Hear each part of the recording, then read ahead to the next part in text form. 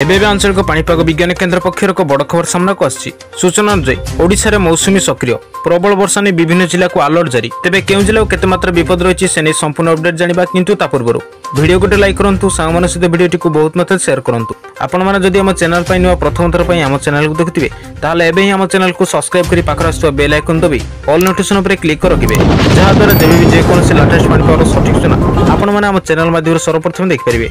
तेबे चलंतु आउ लेट न करी वर्तमान खबर पर नजर पकेबा।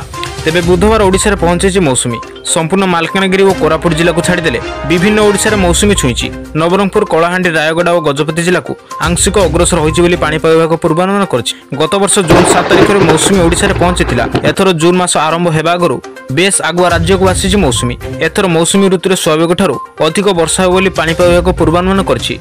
उत्तर पश्चिम बंगोपसागर सृष्टि होइथिबा लघुचाप आज संध्या सुधा स्पष्ट चिन्हित लघुचाप परिणत होइछि।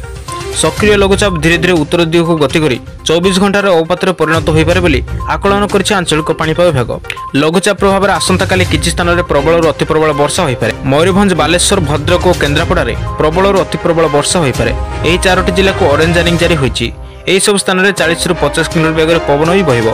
एथिसहित केन्दुझर जाजपुर जयसिंहपुर कटक अनुगुल ढेंकानाल कोरापुट मालकानगिरी और नवरंगपुर जिले में प्रबल वर्षा हो पारे।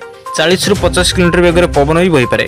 एथिसहित बाकी समस्त जिला जेपरिक कटक जयसिंहपुर सुंदरगढ़ झारसुगुड़ा बरगढ़ संबलपुर देवगढ़ पुरी खोर्धा नयगढ़ गंजाम गजपति सोनपुर बौद्ध नुआपड़ा बलांगीर कलाहांडी कंधमाल और रायगड़ा रे घड़घड़ी सहित वर्षा होवार संभावना रही। यही सब स्थान में 30 ରୁ 40 किलोमीटर बेगर पवन बहिबो।